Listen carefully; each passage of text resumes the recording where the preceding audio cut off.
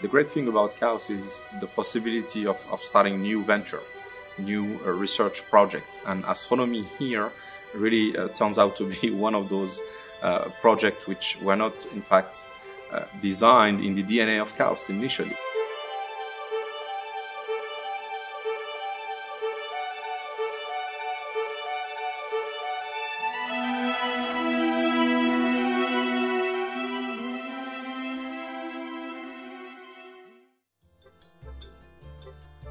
So this whole story started really almost 5 years ago. We met a colleague of us from the Paris Observatory, Damien Gratadour, at a conference, and he sort of listened to our talk and decided to see how our algorithm could be leveraged, and he found out that perhaps he could use it.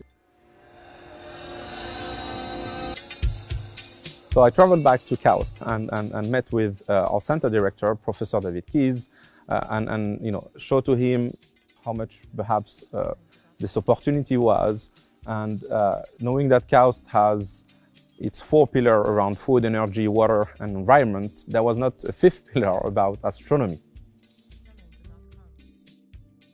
When you think about most of the galaxy names are Arabic names, there was a huge contribution here from this region to the field. And this is where the idea just naturally come up front. We want to bring astronomy back home.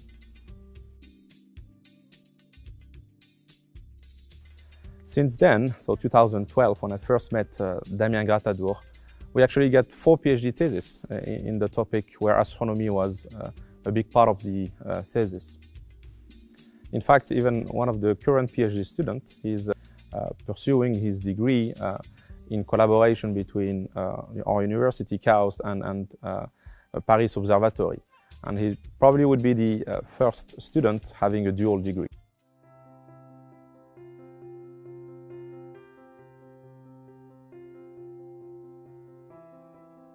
As a PhD student, this is very exciting.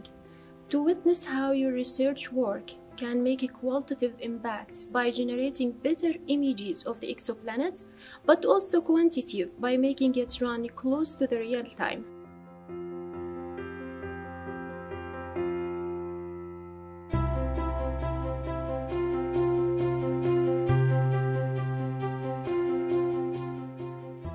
So our algorithm basically takes as input an image which may be fainted, and the idea is to remove those turbulence from the image, and as the output of our algorithm is what we call a vector command, which drive each of those small mirrors on the telescope to tilt in a certain way so that the turbulence can be removed, and then the astronomers can basically look at a very clear image.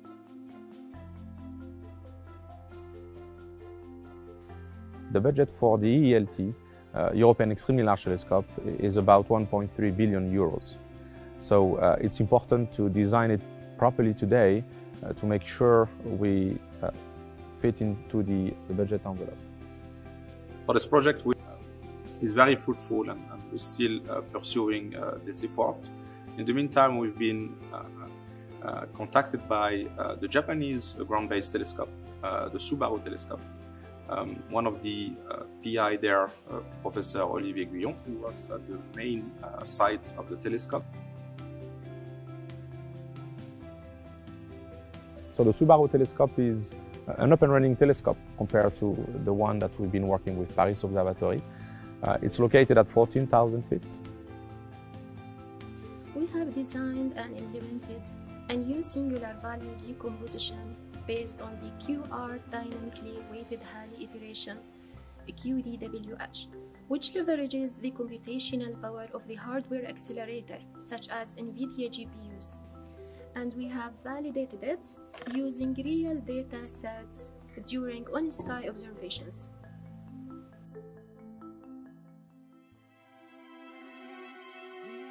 Some of the followers of our KAUST official Twitter account were asking, why are you guys doing all this, elsewhere, in Hawaii, in South America, why not in Saudi, right?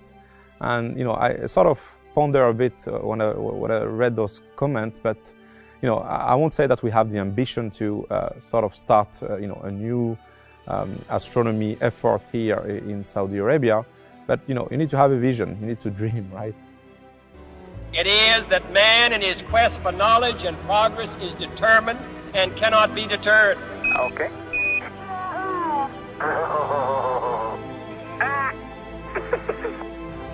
I like to run up here. Why not? When I hosted some of my astronomers, collaborators here at KAUST, they were really astonished by the country and how some of the sites could be really used for deploying such telescopes. We may not start big, but we can do things step by step, and perhaps one day we could really have our telescope here located in Saudi, and I'm sure this would bring a lot of attraction from astronomers and in fact even dreamers.